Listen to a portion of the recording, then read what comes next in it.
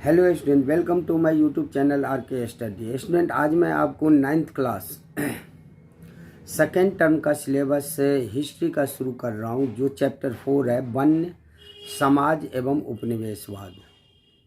इसका complete chapter revision जो मैं आपको अभी करवाऊंगा। यदि आप वीडियो देख लिए तो 100% आप इस चैप्टर में अच्छे से अच्छे परफॉर्मेंस करेंगे, ये मेरा गारंटी है। मैं एनसीईआरटी बेस पे पूरा का पूरा जितने भी चैप्टर में टॉपिक है वो सारे टॉपिक पे डिस्कशन करूँगा और मेन टॉपिक जो है उसको एक्सप्लेन करते हुए जाऊँगा।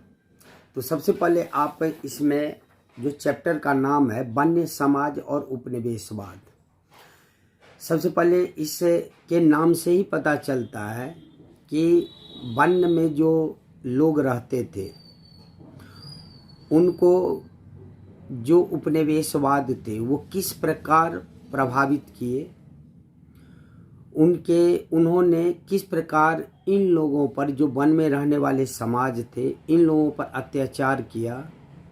इसके बारे में ही इस चैप्टर में हम पढ़ेंगे, जो चैप्टर के नाम से ही आपको पता चलता है।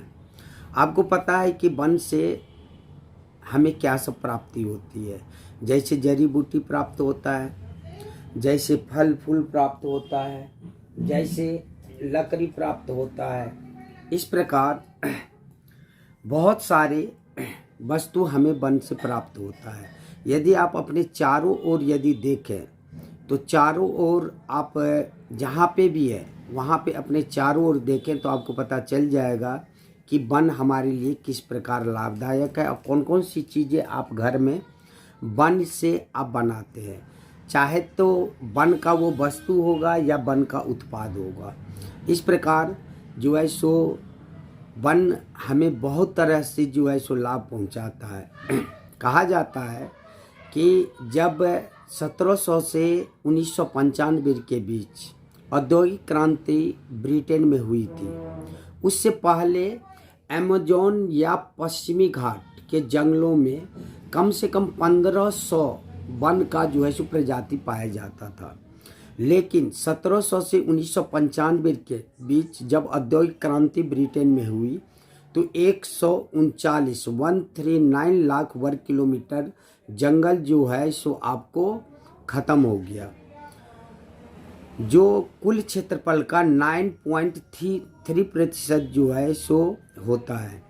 इस प्रकार ये क्वेश्चन भी जो है सो आपको कई बार पूछा है कि 1700 से 1995 के बीच विश्व के कुल क्षेत्रफल का कितना भाग वन, औद्योगिक उपयोग, खेतीबाड़ी, चारागाह तथा ईंधन की लकड़ी के लिए साफ कर दिया गया ब्रिटेन में। तो इसका आंसर होता है 9.3%।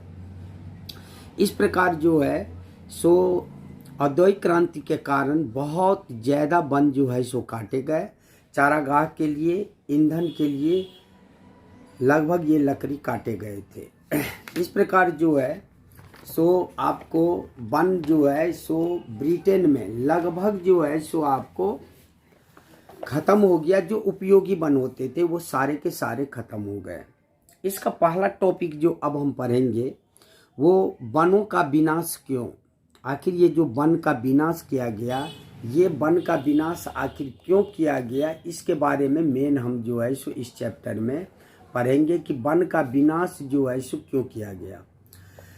तो वन को विनाश करने का लगभग जो है सो 3-4 कारण मुख्यतया था कि जैसे जैसे औद्योगिक क्रांति ब्रिटेन में हुई तो इस प्रकार जो है सो आपको वहाँ पे आबादी जो है सो बहुत ज़्यादा बढ़ गया। आबादी बढ़ने के कारण वहाँ पे खाद्यान्न की मांग तीव्र गति से बढ़ने लगा और तीव्र गति से बढ़ने के कारण जंगल की सफाई जो है सो चालू हो गया, जिससे कि कृषि के लिए जो है सो ज़मीन उपलब्ध हो पाए।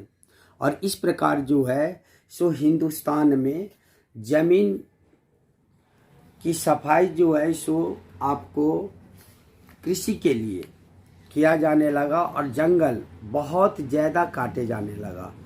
और कहा जाता है कि इसमें लगभग 1880 से 1920 के बीच खेती योग्य जमीन का क्षेत्रफल में 67 लाख हेक्टेयर की बढ़त हुई है। अर्थात आप समझ सकते हैं कि यहाँ पे जो है सो आपको वो कितने वन काट दिया गया होगा 1880 से 1920 के बीच, जो 67 लाख हेक्टेयर जमीन का जो है सो आपको वृद्धि कर दिया गया, जिससे कि ज़्यादा से ज़्यादा खेती बाड़ी हो और ब्रिटेन में जो जनसंख्या में तीव्र गति से वृद्धि हुई उसके लिए जो है सो ये उपलब्ध हो पाए खाद्यान्न। इस प्रकार जो है सो पहला जो आपका कारण था वन विनाश का, वो था आपको कृषि क्षेत्र के विस्तार के लिए। दूसरा कारण होता है पटरी पर स्लीपर। पटरी पर स्लीपर क्या होता है कि जब जो है सो आपको ब्रिटेन में औद्योगिक क्रांति हुई, तो औद्योगिक क्रांति के कारण जो है सो कहा जाता है कि खाद्यान्न की मांग बढ़ी, बहुत सारे कच्चे माल की मांग बढ़ी, तो वो एक जगह से दूसरी जगह किस प्रकार पहुंचाए जाएंगे, तो वो रेल के द्वारा पहुंचाए जाएंगे।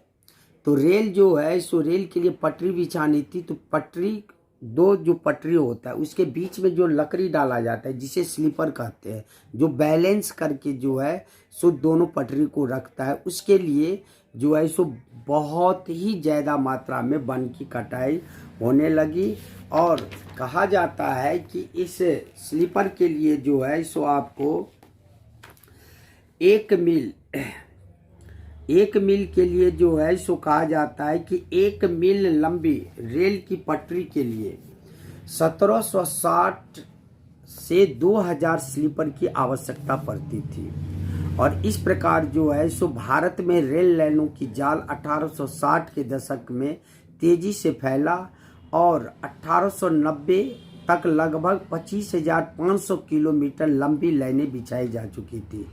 तो इस प्रकार जो है सो आप सोच सकते हैं कि कितने वन को काटा गया होगा कि 1 मील लंबी रेल की पटरी के लिए 1760 से 2000 स्लीपर की आवश्यकता होती थी। और यहाँ पे आपको 1890 तक कहा जाता है कि ये जो है सो 25,500 किलोमीटर लंबी लाइनें बिछाई गई, तो इसके लिए कितने स्लीपर की आवश्यकता होगी। और यह जो है सो 1946 में इन लाइनों की लंबाई 7,65,000 किलोमीटर तक बढ़ चुकी थी। इस प्रकार जो है सो आप सोच सकते हैं कि 1850 के दशक में प्रतिवर्ष 35,000 पेड़ जो है सो स्लीपरों के लिए काटे गए और इस प्रकार जो है सो वन का जो है सो विनाश हुआ। तो वन का विनाश का पहला कारण तो था खेती के विस्तार के लिए, दूसरा स्लीपर के लिए वन को जो है सो काटा गया।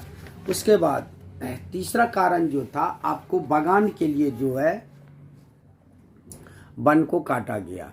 तो बागान जो है सो पहले कहते किसे हैं ये समझ जाइए कि बागान में क्या होता था कि जो आपका व्यापारिक फसल होता था, जैसे यूरोप में चाय, कॉफ़ी और रबर की मांग बढ़ी, तो इस हिसाब से जो है सो भारत में जो है उसके विस्तार के लिए, खेत के विस्तार के लिए वन को काटा जाने लगा कि व्यावसायिक कृषि की जाएगी। और इस प्रकार जो है सो इसके कारण भी बहुत सारे वन जो है सो काटे गए।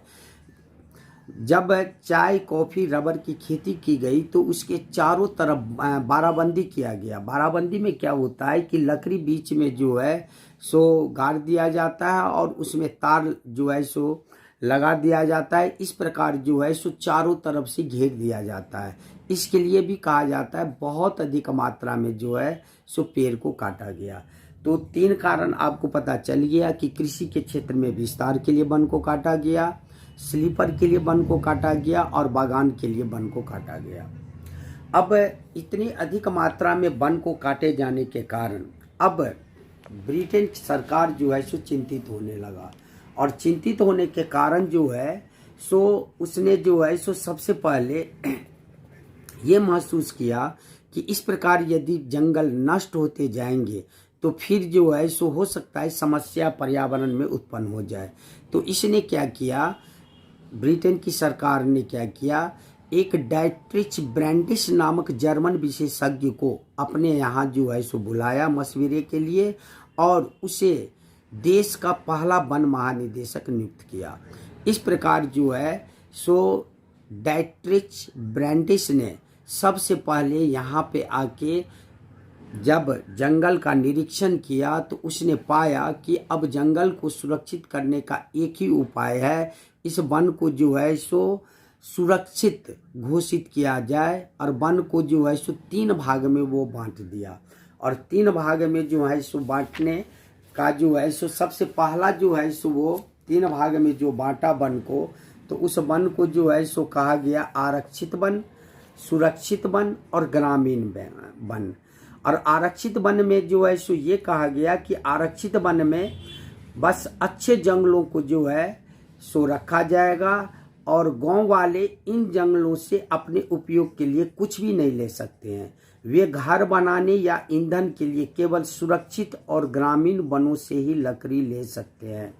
लेकिन धीरे धीरे यहाँ भी ग्रामीण वन और सुरक्षित वन में भी ब्रिटिश सरकार ने धीरे धीरे उस पर भी पाबंदी लगा दी और वैज्ञानिक वानिकी, जिसे साइंटिफिक फॉरेस्ट्री कहा जाता था, इस विधि से जो है सो खेती करना प्रारंभ किया। और इसके अंतर्गत सबसे पहले ये 1864 में भारतीय वन सेवा की स्थापना की। फिर 1865 यानी 1865 में भारतीय वन अधिनियम लागू किया गया और इंपीरियल फॉरेस्ट रिसर्च इंस्टीट्यूट की स्थापना 1906 में देहरादून में हुई। इंपीरियल फॉरेस्ट रिसर्च इंस्टीट्यूट की स्थापना 1906 में जो देहरादून में हुआ था, इसका काम एक ही था कि यहाँ पे रिसर्च करना और सारे के सारे बस वन को बचाने के लिए जो है सो कोशिश कर रहे थे। तो इसने सबसे पहले वैज्ञानिक वानिकी पद्धति से खेती करने पर जोर दिया और इस प्रकार जो है सो वैज्ञानिक वानिकी की पद्धति शुरू हुई। वैज्ञानिक वानिकी क्वेश्चन आपको पूछा जाता है, वैज्ञानिक वानिकी से आप क्या समझते हैं? तो वैज्ञानिक वानिकी के नाम पर विविध प्रजाति वाले प्राकृतिक वनों को काट डाला गया और इनकी जगह सीधी पंक्ति में एक ही किस्म के पेड़ लगा दिए गए। इसे बागान कहा जाता था और यही पद्धति जो है सो वैज्ञानिक वानिकी पद्धति के नाम से प्रचलित हुआ कि विविध प्रजाति के जो प्राकृतिक वन थे उनको काट दिया गया और एक ही किस्म के पौधे जो है सो एक ही किस्म के प्रजाति के पौधे एक सीधी पंक्ति में लगाया गया। इसे वैज्ञानिक वानिकी पद्धति के नाम से जाना गया और इस प्रकार जो है सो वहाँ पे वन की सुरक्षित करने के लिए वैज्ञानिक वानिकी का इस्तेमाल किया गया। और जब वन को जो है सो आपको 1865 वन अधिनियम लागू हुआ तो वन को जो है सो क्या किया गया, 3 श्रेणी में 1878 वाले अधिनियम में जंगल को 3 श्रेणी में बांट दिया गया, आरक्षित, सुरक्षित और ग्रामीण। आरक्षित में तो अच्छे जंगल होते थे और इनमें किसी भी व्यक्ति को जाने की मनाही थी कि कोई भी इसमें जा नहीं सकता है और इस प्रकार जो है सो लोगों की जीवन अब प्रभावित होना चालू हो गया। अब नेक्स्ट टॉपिक इसमें है कि लोगों के जीवन कैसे प्रभावित हुआ। तो लोगों के जीवन आप समझ सकते हैं, जो वन समुदाय जंगल पे निर्भर थे अब उन्हें जंगल में जाने से रोक दिया गया। ईंधन, चारे, उसके बाद जो है सो आपको फलों की पूर्ति के लिए अब इन्हें जो है सो जंगल में जाने से मना कर दिया गया। अब ये लोग जो है सो बहुत ज़्यादा परेशान होने लगे और इस प्रकार जो है सो जंगल को आरक्षित, सुरक्षित और जो है सो ग्रामीण घोषित करने के बाद यहाँ पे लोगों की जीवन अस्त व्यस्त होने लगा क्योंकि लोग जो है सो जंगल पे ही निर्भर थे। लोग जंगल से पत्तों को जोड़ जोड़ कर खाओ फेंको किस्म के पत्तल बनाते थे, दोने बनाते थे, सियादी की लताओं से रस्सी बनाई जाती थी। उसके बाद सूती रेशम के कांटेदार छाल पर सब्जियां छिली जा सकती थी। महुए के पेड़ से खाने पकाने, रोशनी के लिए तेल निकाला जा सकता था। ये सब सारे के सारे ईंधन के लिए लकड़ी, चारे के लिए पत्तों की पूर्ति करते थे। इस प्रकार ये लोग जो है सो वन में प्रतिबंध लगने से बहुत ज़्यादा प्रभावित हुए और बहुत सारे लोगों को अपना व्यवसाय भी कहा जाता है बदलना पड़ गया, क्योंकि वन में जाने से रोक लगा दिया गया। और अब जो है सो ये कह दिया गया कि इसमें जो है सो यदि कोई भी व्यक्ति लकड़ी काटते हुए पकड़ा गया, पशुओं को चराते हुए पकड़ा गया, कंद मल फूल इकट्ठा करते हुए पकड़ा गया, तो उससे जो है सो कड़ी से कड़ी सजा दी जाएगी। उनके पास जंगलों से लकड़ी चुराने के अलावा कोई चारा नहीं बचा। पकड़े जाने की स्थिति में वे वन रक्षकों की दया पर होते, जो उनसे घूस ऐंठते थे। जलावन लकड़ी एकत्र करने वाले औरतें विशेष तौर से परेशान रहने लगी कि अब हम खाना कैसे बनाएंगे। मुफ्त खाने पीने की मांग करके लोगों को तंग करना पुलिस और जंगल के चौकीदारों के लिए सामान्य बात हो गई। इस प्रकार वन अधिनियम लागू होने के कारण वन के जो समुदाय थे उन्हें बहुत ज़्यादा परेशानी का सामना करना पड़ा। वन के नियमन से खेती कैसे प्रभावित हुआ, तो यूरोपीय उपनिवेशवाद का सबसे गहरा प्रभाव झूम या घुमंतू खेती प्रथा पर दिखाई पड़ता है। झूम की खेती एशिया, अफ्रीका, दक्षिण अफ्रीका के अनेक भागों में ये खेती की जाती थी, लेकिन इसका नाम अलग अलग था। जैसे कहा जाता है कि जैसे दक्षिण पूर्व एशिया में झूम की खेती को लादिंग के नाम से जाना जाता था, मध्य अमेरिका में इसे मिल्पा के नाम से जाना जाता था, अफ्रीका में इसे चितमैन के नाम से जाना जाता था, श्रीलंका में इसे चेना के नाम से जाना जाता था, हिंदुस्तान में इसे झूम की खेती के नाम से जाना जाता था। हिंदुस्तान में इसका और नाम था धाया, पेंदा, बेबर, उसके बाद जो है सो आपको कुमारी, उसके बाद पोदू, ये सब सारे जो है सो झूम की खेती का नाम है। अब जो है सो जब झूम की खेती पर रोक लग गया, तो झूम की खेती पर रोक लगने का कारण क्या था कि ब्रिटिश अधिकारी को लगता था कि झूम की खेती के कारण अच्छे अच्छे वन भी नष्ट हो जाते हैं, क्योंकि जब वो आग लगाते हैं तो आग लगाने के कारण जो है सो अच्छे पेड़ में भी आग लग जाते हैं, जो वन को प्रभावित करता है।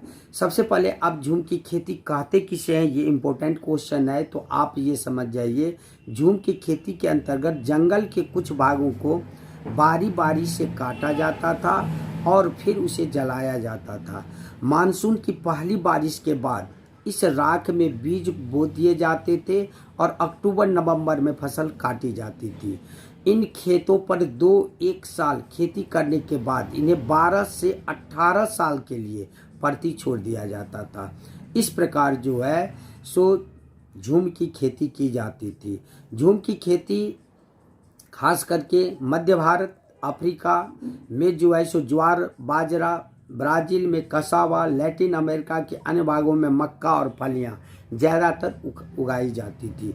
इस प्रकार जो है सो वन के नियमन लागू होने के कारण ये सब सारे के सारे जितने भी कृषि का नाम आपको बोले हैं झूम की खेती, ये जो है सो बंद हो गया और लोग जो है सो इससे बहुत ज़्यादा प्रभावित होने लगे। तीसरा इसमें पॉइंट था कि शिकार की आज़ादी किसे थी। यहाँ पे पॉइंट है शिकार की आज़ादी किसे थी। तो शिकार जो है सो वहाँ पे जो शिकार किया जाता था, वहाँ पे सबसे पहले जैसे जो वनवासी थे वो हिरन, तीतर जैसे छोटे मोटे शिकार करके जीवन यापन अपना करते थे। और यह पारंपरिक प्रथा अब गैर कानूनी होगी, क्योंकि वहाँ पे जो है सो वन अधिनियम लागू कर दिया गया। अब जो है सो शिकार करते हुए पकड़े जाने वालों को अवैध शिकार के लिए दंडित किया जाने लगा। जहां पर एक तरफ वन कानूनों ने लोगों को शिकार के परंपरागत अधिकार से वंचित किया, वहीं बड़े जानवरों का आखेट एक खेल बनकर रह गया। अब बड़े बड़े जो जानवर थे उन्हें जो है सो अब शिकार किया जाता था। हिंदुस्तान में बाघों और दूसरे जानवरों का शिकार करना सदियों से दरबारी और नवाबी संस्कृति का हिस्सा रहा था और अनेक मुगल कलाकृतियों में शहजादों और सम्राटों को शिकार का मजा लेते हुए दिखाया गया है। किंतु औपनिवेशिक शासन के दौरान शिकार का चलन इस पैमाने तक बढ़ा कि कई प्रजातियां के बारे में कहा जाता है कि लगभग पूरी तरह से लुप्त हो गया। और इस प्रकार जो है सो कहा जाता है कि एक जॉर्जियुल नामक अंग्रेज अफसर थे जिन्होंने अकेले 400 बाघों को मार दिया था। उनका जो है सो मानना था कि खतरनाक जानवर को मार के वे हिंदुस्तान को सभ्य बनाएंगे। बाघ, भेड़िए, दूसरे बड़े जानवरों के शिकार पर यह कर कर इनाम दिए गए कि इनसे किसानों को खतरा है। और 1875 से 1920 के बीच इनाम का लालच में 80,000 से ज़्यादा बाघ, 1,50,000 तेंदुए और 2 लाख भेड़िए मार गिराए गए। इस प्रकार आप सोच सकते हैं कि इन लोगों का जो है सो मज़े के कारण खास करके जो है सो आखेट किया जाता था और कहते थे हम हिंदुस्तान को सभ्य बनाएंगे। इस प्रकार जो है सो जब अंग्रेज का हम गुलाम थे, हम उपनिवेश थे, तो उस समय में बहुत सारे जानवर लुप्त हो गए। नए व्यापार और नए रोजगार और नई सेवाएं। जंगलों पर वन विभाग का नियंत्रण स्थापित हो जाने से लोगों को कई तरह से नुकसान हुए, लेकिन कुछ लोगों को व्यापार के नए अवसर का लाभ भी मिला। कई समुदाय अपने परंपरागत पेशे छोड़कर वन उत्पादों के व्यापार करने लगे। महज हिंदुस्तान ही नहीं बल्कि दुनिया भर में कुछ ऐसे ही नज़ारा दिखाया गया। उदाहरण के लिए कहा जाता है कि 19वीं सदी के मध्य में ऊंची जगहों पर रहकर मैनियोक उगाने वाले ब्राजीली अमेजोन के मुनदुरुकु समुदाय के लोगों ने व्यापारियों को रबर की आपूर्ति के लिए जंगली रबर के वृक्षों से लेटेक्स एकत्र करना प्रारंभ कर दिया। इस प्रकार कहा जाता है वहाँ पे जो है सो बहुत सारे व्यापार के रास्ते खुल गए, क्योंकि वन अधिनियम लागू हो गया। तो व्यापारी वर्ग जो है सो इसमें सबसे ज़्यादा मुनाफा कमाए। ब्रिटिश सरकार ने कई बड़ी यूरोपीय व्यापारी कंपनियों को विशेष इलाकों में वन उत्पादों के व्यापार की इजारेदारी सौंप दी। स्थानीय लोगों द्वारा शिकार करने, पशुओं को चराने पर बंदिश लगा दी गई। इस प्रक्रिया में मद्रास प्रेसिडेंसी में कोरवा, कराचा, येरुकला जैसे अनेक चरवाहे घुमंतू समुदाय अपनी जीविका से हाथ धो बैठे। और इस प्रकार जो है सो इनमें से कुछ को तो आपराधिक कबीले भी घोषित कर दिया गया। और हर समय सरकार के निगरानी में फैक्ट्रियां, खदानें और बागानों में काम करने पर वो लोग मजबूर हो गए, क्योंकि उनके पास किसी भी प्रकार का अब चारा नहीं बचा कि हम अपने जीवन यापन करेंगे कैसे। अंत में जो है सो फैक्ट्री, खदान और बागान में काम करने के लिए ये मजबूर हो गए।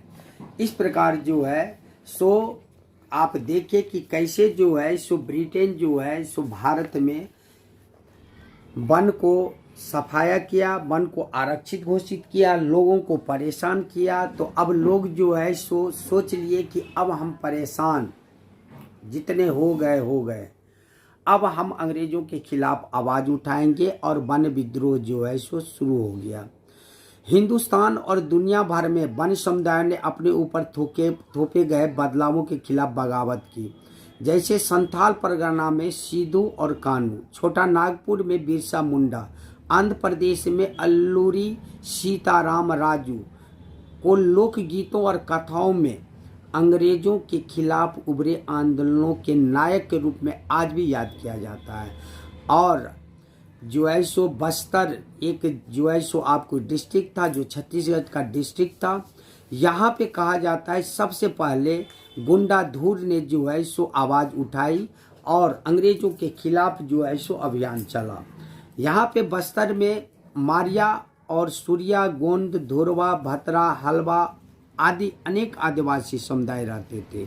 और इनका मानना था कि ये ऐसा विश्वास करते थे कि बस्तर के लोग मानते थे कि हर एक गांव को उसकी ज़मीन धरती माँ से मिली है और बदले में वे प्रत्येक खेतिहर त्योहारों पर धरती को चढ़ावा चढ़ाते हैं। धरती के अलावा वे नदी, जंगल व पहाड़ों को आत्मा जो है सो कहते थे। चूँकि हर गांव को अपनी चौहद्दी पता होती है, इसीलिए ये लोग इन सीमाओं के भीतर समस्त प्राकृतिक संपदाओं की देखभाल भी करते हैं। यदि एक गांव के लोग दूसरे गांव के जंगल दूसरे गांव के जंगल से थोड़ी लकड़ी लेना चाहते हैं तो इसके बदले में वे एक छोटा शुल्क अदा करते हैं जिसे देवसारी या डांड या मान कहा जाता था। ये क्वेश्चन जो है सो आपको 1 नंबर में बहुत बार पूछा गया है। देवसारी, डांड या मान किसे कहा जाता था? जब किसी भी व्यक्ति को लकड़ी की जरूरत होती थी और दूसरे गांव से वो लेना चाहता था तो इसके बदले में उसे छोटा शुल्क अदा करना पड़ता था, पैसा अदा करना पड़ता था। इसी को देवसारी, डांड या मान कहा जाता था। कुछ गांव अपने जंगलों की हिफाजत के लिए चौकीदार भी रखते हैं जिनको वेतन के रूप में हर घर से थोड़ा थोड़ा अनाज दिया जाता है। हर वर्ष एक बड़ी सभा का आयोजन भी होता है जहां एक गांव के समूह के गांव के मुखिया जुटते हैं और जंगल सहित तमाम दूसरे आम मुद्दों पर चर्चा भी करते हैं। इस प्रकार वहां पे छत्तीसगढ़ के जो आपका बस्तर जिला था, लोग सुख चैन से रह रहे थे, लेकिन वन अधिनियम लागू हो जाने के कारण ये लोग भी अब परेशान होने लगे। औपनिवेश सरकार ने 1905 में जब जंगल के 2/3 हिस्सों को आरक्षित करने, घुमंतू खेती को रोकने, शिकार व वन उत्पादों के संग्रह पर पाबंदी लगाने जैसे प्रस्ताव रखे तो बस्तर के लोग बहुत ज़्यादा परेशान हो गए। कुछ गांवों को आरक्षित वनों में इस शर्त पर रहने दिया गया कि वे वन विभाग के लिए पेड़ों की कटाई और धुलाई का काम मुफ्त में करेंगे और जंगल को आग से भी बचाए रखेंगे। बाद में इन्हीं गांवों को वनग्राम कहा जाने लगा। सबसे इम्पोर्टेंट क्वेश्चन आपका है, वनग्राम कहते किसे हैं? तो कुछ गांवों को आरक्षित वनों में इस शर्त पर रहने दिया गया कि वे वन विभाग के लिए पेड़ों की कटाई और धुलाई का काम मुफ्त में करेंगे और जंगल को आग से बचाए रखेंगे। बाद में इन्हीं गांवों को वनग्राम कहा जाने लगा। बाकी गांव के लोग बगैर किसी सूचना या मुआवजे के हटा दिए गए। काफ़ी समय से गांव वाले जमीन के बढ़े हुए लगान तथा औपनिवेशिक अफसरों के हाथ बेकार चीज़ों की निरंतर मांग से त्रस्त हो गए। इसके बाद भयानक अकाल ऊपर से जो है सो लोगों के ऊपर पड़ा, जिसके कारण लोग जो है बहुत ज़्यादा परेशान हुए। ये जो अकाल पड़ा था 1899 से 1900 में और फिर 1907 से 1908 में हुआ था। ये अकाल वन आरक्षण ने चिंगारी का काम किया। कहने का मतलब है, एक तो अकाल आ गया 1899 से 1900 के बीच और 1907 से 1908 के बीच, ऊपर से यहाँ पे वन को आरक्षित घोषित कर दिया। अब लोगों को जो है सो अब कोई चारा नहीं बचा कि अब जो है सो हम कैसे जो है सो जिंदा रहेंगे। अंत में जो है सो ये लोग सारे के सारे विद्रोह किए और 1910 में ये लोग गुंडाधूर जो आपको नेथानार गांव में जो है सो रहते थे, इन्होंने इसका जो है सो कहा जाता है कि यहाँ पे तो बहुत कोई जो है सो मुख्य नेता नहीं था, लेकिन इन्हें गुंडाधूर को इस आंदोलन की एक आम शख्सियत लोग मानते थे। 1910 में आम की टहनियाँ, मिट्टी के ढेले, मिर्च और तीर गांव-गांव चक्कर काटने लगे। यह गांव में अंग्रेजों के खिलाफ बगावत का संदेश था। लोग समझ जाते थे कि आम की टहनी, मिट्टी के ढेले, मिर्च और तीर गांव-गांव यदि चक्कर काट रहा है, इसका मतलब ही है अंग्रेजों के खिलाफ जो है सो आवाज़ उठाने आए। हर एक गांव ने इस बगावत के खर्चे में कुछ कुछ मदद भी की थी। बाजार लूटे गए, अफसरों और व्यापारियों के घर, स्कूल और पुलिस थाने को लूटा और जलाया गया तथा अनाज का पुनर्वितरण भी किया गया। इस प्रकार आप समझ सकते हैं कि बस्तर में गुंडाधुर जो थे, उन्होंने सबसे अहम जो है सो इसमें रोल अदा किए थे और जो अंग्रेज के मददगार थे और बाजार में जो अंग्रेज को मदद करते थे, उन लोगों को लूट लिया गया। अफसर व्यापारी के घर लूट लिए गए, स्कूल पुलिस थाने को लूटा गया और जलाया गया, अनाज को पुनर्वितरण भी करवाया गया। अब जो है सो अंग्रेज जो है सो समझ गए कि इस घटना को जो है सो किसी भी हालत में दबाना है और दबाने के लिए उन्होंने अंग्रेजों ने बगावत को कुचल देने के लिए सैनिक भेजे और आदिवासी नेताओं ने बातचीत करनी चाहिए, लेकिन अंग्रेज फौज ने उनके तंबुओं को घेर कर उन पर गोलियां चला दी, जिसमें कहा जाता है बहुत सारे लोग मारे गए। इसके बाद बगावत में शरीक लोगों पर कोड़े बरसाए गए और सजा देते सैनिक गांव-गांव घूमने लगे। ज़्यादातर गांव खाली हो गया क्योंकि लोग भागकर जंगलों में चले गए थे। अंग्रेजों को फिर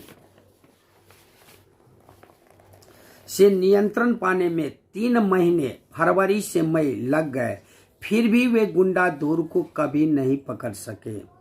आप समझ सकते हैं कि अंग्रेज जो अभियान चलाया था, जितने भी विद्रोही थे उसे कुचलने के लिए कि विद्रोही को पकड़कर उसे दंडित किया जाएगा, लेकिन गुंडाधुर अंत तक नहीं पकड़ाए। और कहा जाता है विद्रोहियों की सबसे बड़ी जीत यह रही कि आरक्षण का काम कुछ समय के लिए स्थगित कर दिया गया। आरक्षित क्षेत्र को भी 1910 से पहले की योजना से लगभग आधा कर दिया गया।